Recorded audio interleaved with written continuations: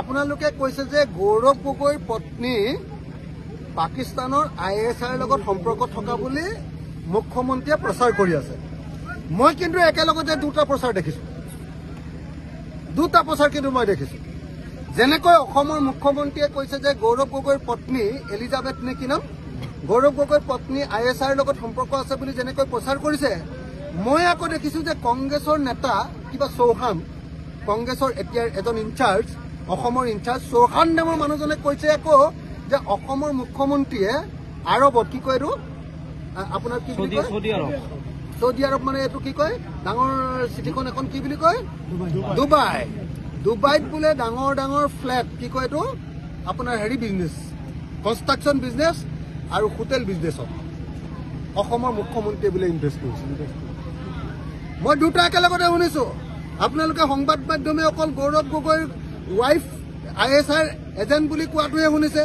মই একেলগতে দুটা কথা শুনি আছো যে এফালেদি গৌৰৱ গগৈৰ ৱাইফক ISI এজেণ্ট বুলি কোৱা শুনিছো, আৰু আনফালেদি আকৌ কংগ্ৰেছৰ পৰা অভিযোগ তোলা শুনিছো যে অসমৰ মুখ্যমন্ত্ৰীজনে বোলে কি কয়, এডোখৰ ঠাই কি বুলি কয়, ডুবাইত বোলে ডাঙৰ এপাৰ্টমেণ্ট বনাইছে, ডাঙৰ কি কয় আপোনাৰ হাউচিং বিজনেছত বোলে টকা খটুৱাইছে আৰু হোটেল বিজনেছত বোলে টকা খটুৱাইছে, এই বুলি মই শুনিছো দেই।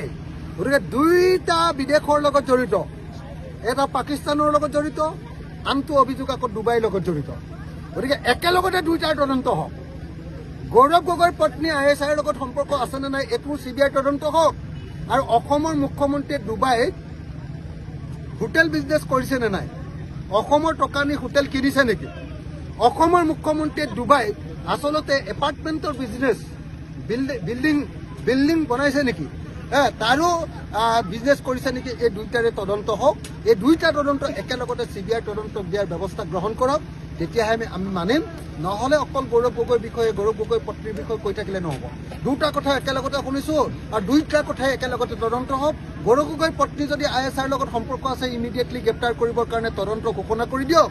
আৰু হিমন্ত বিশ্ব শৰ্মাই যদি সঁচাকৈ ডুবাইত গৈ যদি বিল্ডিং কিনিছে, ডাঙৰ এপাৰ্টমেণ্ট বনাইছে, ডাঙৰ ইনভেষ্টমেণ্ট কৰিছে, যদি হোটেল কিনিছে, তেতিয়াহ'লে তাৰ ওপৰতো CBI তদন্ত হওক আৰু হিমন্ত বিশ্ব শৰ্মাকো গ্ৰেপ্তাৰ কৰা হওক। এই দুইটা তদন্ত একেলগে কৰিবৰ কাৰণে মই ন দিগন্তত আৰোহণ। 1889 চনত ডিগবৈত খাৰুৱা তেলৰ সফল বাণিজ্যিক আৱিষ্কাৰৰ পৰা আৰম্ভ কৰি উত্তৰ পূৰ্বাঞ্চলৰ ৰাজ্য অসমৰ নাহৰকটীয়াত স্বাধীন ভাৰতৰ প্ৰথমটো তৈলক্ষেত্ৰ স্থাপনৰ পৰা বৰ্তমানলৈকে 3টা শতাব্দী ধৰি উত্তৰাধিকাৰ সাব্যস্ত কৰা তথা উত্তৰ পূব ভাৰতত অন্বেষণৰ গতি বৃদ্ধি কৰাৰ উদ্দেশ্যৰ সৈতে অইল ইণ্ডিয়া লিমিটেডৰ জন্ম হয় 1959 চনৰ 18 ফেব্ৰুৱাৰীত। কিছুসংখ্যক পাৰদৰ্শী তেল আৰু গেছ অন্বেষণকাৰীৰ দৃঢ় সংকল্প আৰু এক অংগীকাৰবদ্ধ কৰ্মশক্তিয়ে অইলক ইয়াৰ অখিল ভাৰতীয় উপস্থিতি বিস্তাৰ কৰাত সক্ষম কৰি তোলে আৰু বিভিন্ন বিদেশী ৰাষ্ট্ৰ যেনে Bangladesh, Gabon, Libya, Mozambique, Nigeria, Russia আৰু ভেনিজুৱেলা আদিত নিজ পদচিহ্নৰে পৰিসৰ বিস্তাৰ কৰে।